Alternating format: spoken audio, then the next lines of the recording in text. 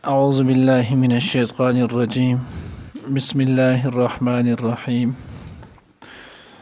إنا أرسلناك بالحق بشيرا ونذيرا ولا تسأل عن أصحاب الجحيم ولن ترضى عنك اليهود ولا النصارى حتى تتبع ملتهم قل إن هدى الله هو الهدى ولئن اتبعت أهواءهم بعد الذي جاءك من العلم ما لك من الله من ولي ولا نصير الذين آتيناهم الكتاب يتلونه حق تلاوته أولئك يؤمنون به ومن يكفر به فأولئك هم الخاسرون.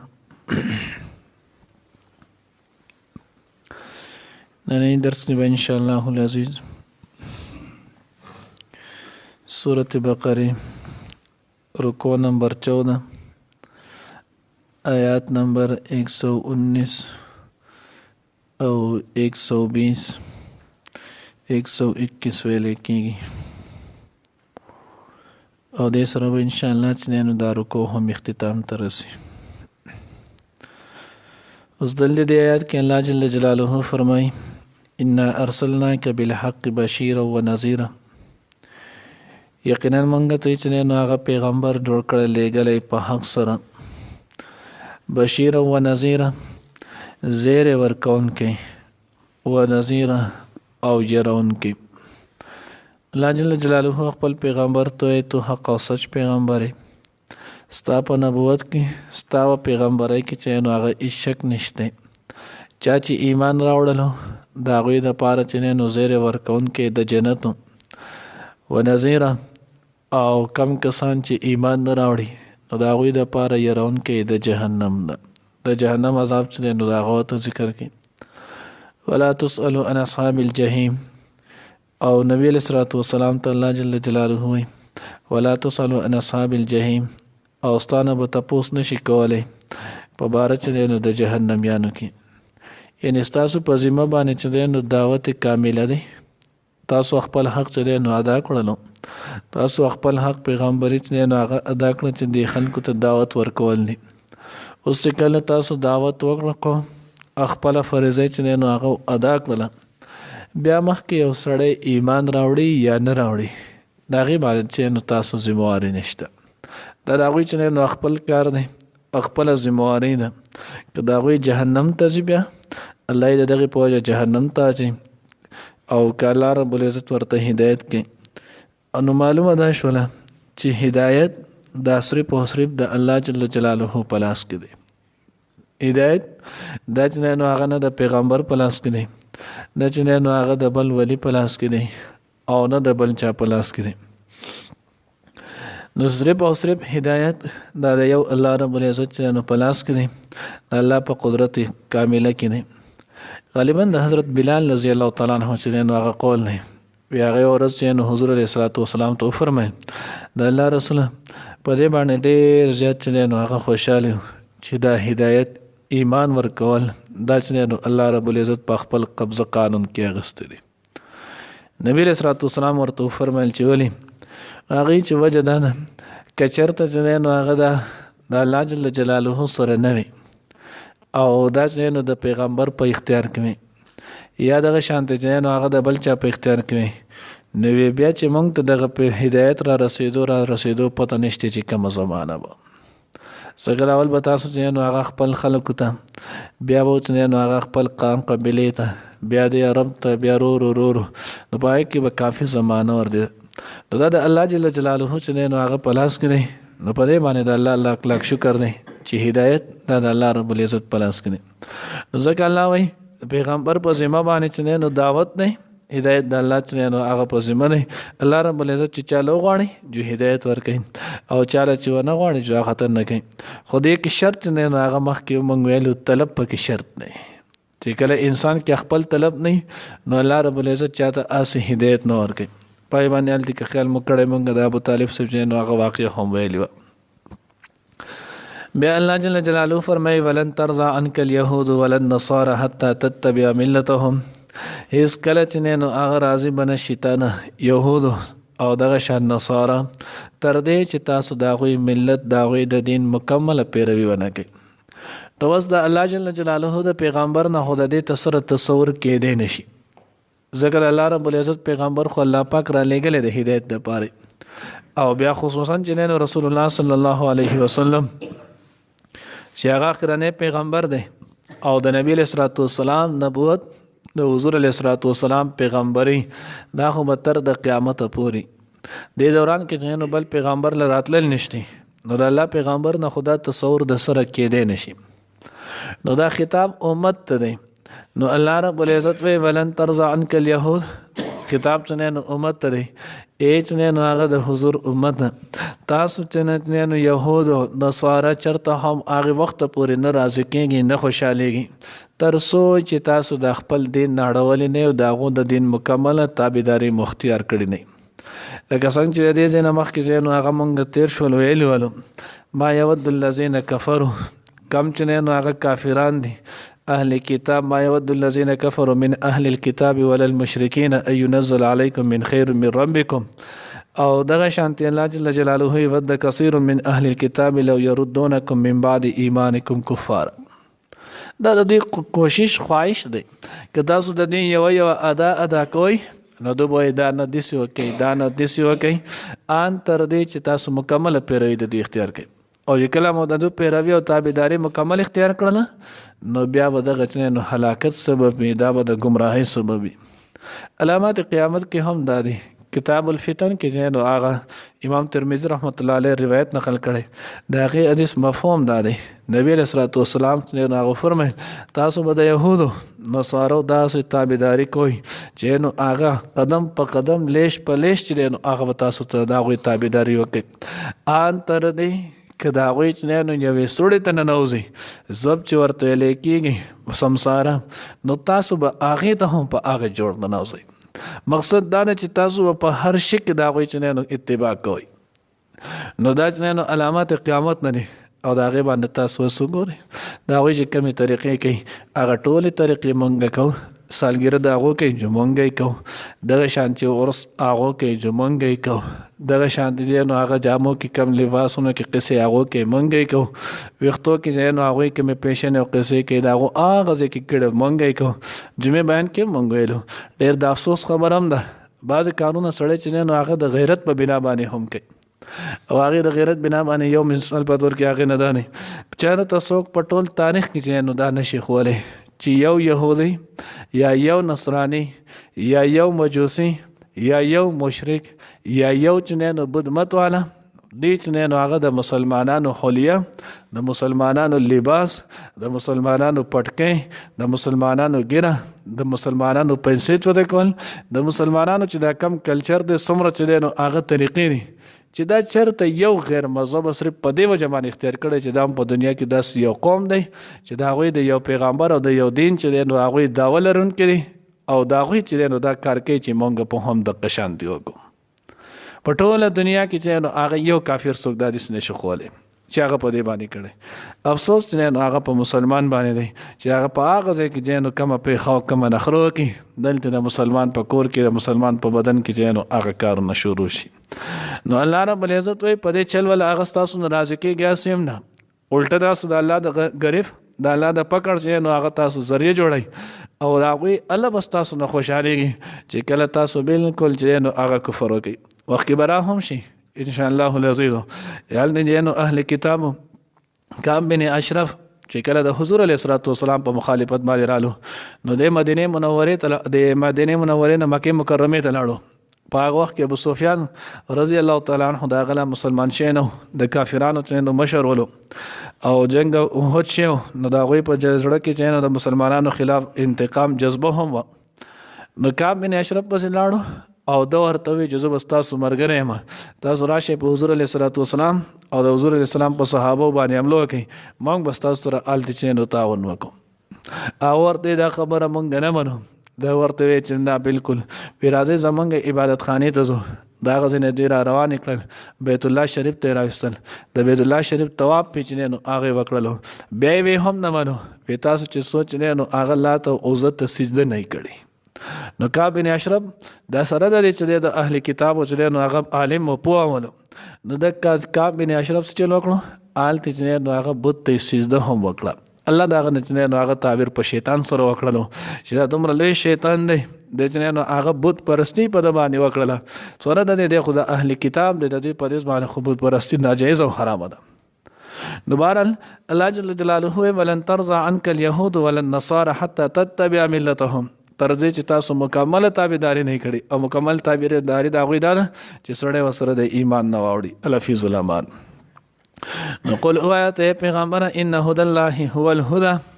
اصل هدایت هغه خدای الله پاک دی. الله چې کم هدایت کم کتاب کم پیغمبر کم طریقه را لېږلی نو اصل هم دقه دینه ما سوا چې څومره هم دی دا ټول چې نو هغه نقل دا چې نو بېدیني او ګمراهي ده. ولئن اتبعت اهواءهم بعد الذي جاءك من العلم ما لك من الله من ولي ولا نصير. الله وی کچرت بالفرض والتقدير اے پیغمبره نو ما مخکې تاسو ته حضور نه چې نو هغه د سره تصور د دې نشي کېدلی امت ته نو هغه الله پاک خطاب کوي که چېرته تاسو تابعداري وکړله وروسته د هغې نه چې تاسو ته علم راشي نو بیا به نه یې ستاسو دپاره د الله د طرف نه څوک دوست او نه چې نو مددګار. یعنی که تاسو د دغې خلکو تابعداري وکړه نو بیا د الله ګرفت به په تاسو راځي د الله طرف نه مجنیانو سختیانې راځي عذابونه به قسمه قسم راځي او دغې ګرفت دغې عذاب لره منع کوونکی چې نه به څوک نه. الذين آتيناهم الكتاب يتلون حق تلاوته هغه کسان چې هغوی له الله رب العزت کتاب ورکړی یتلون حق تلاوته او دوی د دغې کلام د دغې تلاوت کوي حق تلاوت.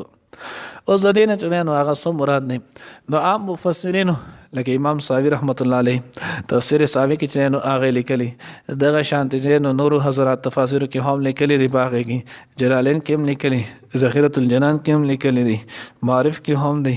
د نور کتابونو کې هم تفاسیر کې تقریبا ټول کې لیکلي د واقع ذکر کړي نو هغه چې د دې نه مراد حضور علیه الصلاۃ والسلام سره چې نو هغه کم صحابه اغل زم قول پاره کې نو هغه دا ذکر کړي دي وای چې دی کله چې نو حبشې ته هجرت وشو بیا د هغه دینه جعفر رضی الله تعالی عنہ چې کله راتلو جعفر بن ابي طالب رضی الله تعالی عنہ نو دی چې کله راتلو نو د سره چې نو کسان رالل سلويخ کسان ول چې په دغه سلويختو کې 22 کسان چې نو 32 کسان 22 کسان دا چې نو د حبشې نه سواره ولو او اته کسان د شام چې نو هغه پیران ول روحبان ولو چې په هغې کې یو بهیر راهب نومې چې نو هغه لوی پیر پکې هم ولو.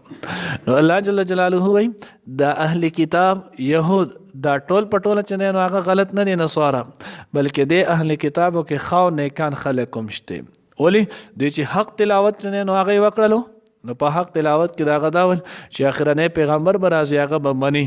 نو دی اومنلو دی رالنو او بیا د الله د پیغمبر باندې چې نو ایمان راوړلو. او دا چې لیکلی دی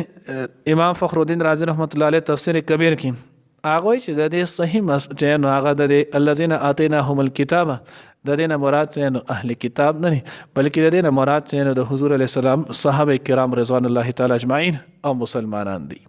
هغه یو څو خبرو باندې د دې نه استدلال نیولې یو دلیل چې نو هغه دا وایي چې الذین آتیناهم الکتاب یتلون حق تلاوته چې دا کسان چې موږ ولا کتاب ورکړی دی نو کتاب مراد چې نو هغه قرآن دی یتلونه چې دا هغوی د دې تلاوت کوي حق تلاوته څنګه چې د دې حق وي.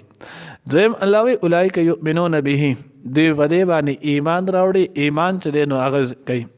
دریم وی دا هغه وی چې ومن یکفر به فاولئک هم الخاسرون نو چا چې د قرآن نه انکار وکړو نو دغه سړی به سوي کافر به تاواني وي حالن کې وس چې نو هغه تورات او انجیل په هغې باندې خو ایمان راوړل نشتی دا به صرف چې نو هغه منې چې هغه حق او سچ کتاب ولو خو تفصیلي ایمان هغه خو په قرآن دی نو چې کله تفصیلي ایمان په قرآن پاک دی نو معلومه دا شوله چې د دې مسلمانان او د حضور علیه الصلاۃ والسلام صحابه مراد دي. اوس حق تلاوت هینه چې نو هغه څه مراد دی نو حضرت عمر ابن خطاب رضی الله تعالی عنہ فرمای الذین آتیناهم الکتاب یتلون حق تلاوته نو هغه چې حق تلاوته نه مراد ده چې په کوم ځای کې د جنت آیات راشي جنت صفت راشي او د رحمت چې نو سوال وکړي د الله نه چې الله موږ د دغه رحم چې نو مستحق کې کوم ځای کې چې نو هغه عذاب آیات چې نو عذاب راشي د جهنم تذکرہ راشي آلته دې نه پناه وغواړي نو دا حق تلاوته دی. حضرت عبدالله ابن مسعود رضی الله تعالی عنہ او نور داسې ګڼ حضرات جنو مفسرین هغه وایي چې حق تلاوته دا دی چې هغه یحلونه حلاله چې دې چې نه د قرآن پاک دې کې چې کم حلال دي هغه حلال وګڼي ويحرمون حرامه او کم چې په دې کې حرام دي نو هغه حرام دی حرام چې نه هغه وګڼي په کم ځای کې چې نه د دې نه ساکت دی په هغې کې توقف چې نه هغه وکړي او کم ځای کې چې احکامات راغلي نو هغه په ځای راوړي کم ځای کې چې منهیات راغلي د هغې نه خپل ځان وساتي نو دې ته ویلی کېږي حق تلاوته. دریم تفسیر چې نو بعضې مفسرین د هغوی کړی دی هغه چې حق تلاوته نه مراد دا دی چې د قرآن پاک په آیاتونو کې غور او فکر وکړي د دې په ترجمه او په مفهوم باندې چې دی نو هغه ځان پوه کړي بغیر د ترجمه او بغیر د مفهوم نه چې دی نو هغه د قرآن پاک تلاوت نه کوي نو وایي حق تلاوته چې دی نو هغه دا دی. خو دلته یو خبره یاد ساتئ بعضې کسان هغه داسې وي چې د خلکو کې چې نو هغه انتشار پیدا کوي اگر چې نو هغه خپل نوم نشان هم د هغه علم یا د هغه خپل یو مقام او مرتبه هم وي خو څنګه چې نو هغه د شیطان د انسان ازلی دشمن دی او بیا مختلف چې نو هغه دلایل ځان له پیش کوي نو په هغې کې یو د هغې نه د هغوی دل چې دا ځای ما استلی حدیث نو ما تاسو ته دغه توجیحات پکې شته نو هغوی دا خبره چې نو هغه کوي چې حق تلاوت دا دی چې قرآن ترجمه او مفهوم چې نو هغه چاله ورځي او د قرآن پاک تلاوت کوي نو په دې ورته ثواب میلاویږي او که چاله چې نو د قرآن پاک ترجمه نه ورځي او مفهوم چې نو هغه ول نور زی تفسیر باندې نه پوهیږي نو صرف د قرآن پاک په الفاظو په تلاوت باندې چې نو د ثواب نه میلاویږي نو دا چې نو هغه خطا خبره ده دا صحیح خبره دا چې نو هغه نه ده وجه دلیل نمبر 1 په دې باندې چې نو هغه دا چې حدیث مبارکه کې راځي تاسو به نو بارها کرته ویلي چې کم سړی چې نو هغه الف لام میم وي نو په دې باندې د جنې نو هغه لس نیکۍ میلایږي او بیا د الله پیغمبر وایي زه دا نه یم چې الف لام میم دا چې نو هغه سره دا یو حرف دی یو دا دی بلکې الف جدا دی میم جدا دی او دا چې نو هغه جدا نو اوس وګوره دغه ځای کې د هغې متقي تلاوت چې نو ذکر کړی. دویم مخکې چې نو هغه به راشي الله جل جلاله چې نو هغه د حضور دغه دعا ده د حضرت ابراهیم علیه السلام چې نو هغه دعا ده حضرت ابراهیم علیه السلام چې نو دعا وکړله یا الله ته دا کور په خپل دربار یعنی کې قبول کړي او بیا د هغې نه وروسته ربنا وابعث فیهم رسولا منهم یا الله ته چې نو هغه په دې کې یو پیغمبر ولېږي یتلو علیهم آیاتک چې هغه ستا آیاتونه په دوی باندې لولي نو چې کله ستا آیاتونه په دوی باندې لولي نو معلومه ده شوله چې په ناظره به یې وایي که نه او ناظره ویل چې نو هغه بغیر د مفهوم او بغیر چې نو هغه د معنی د پوهې نه چې نو هغه ځکه چې وروسته بیا دویم آیات کې په دویم نمبر کې الله پاک په خپله وایي ویعلمهم الکتاب او دی به دوی ته تعلیم د کتاب ورکوي نو چې کله تعلیم د کتاب شو نو دا تعلیم د کتاب دا ترجمه او مفهوم شولو نو معلومه دا شوله چې په مطلق تلاوت باندې هم انسان ته چې نو هغه ثواب میلاویږي پس پرده د دې غرض چې نو هغه دی چې خلک چې نو هغه د قرآن پاک د تلاوت نه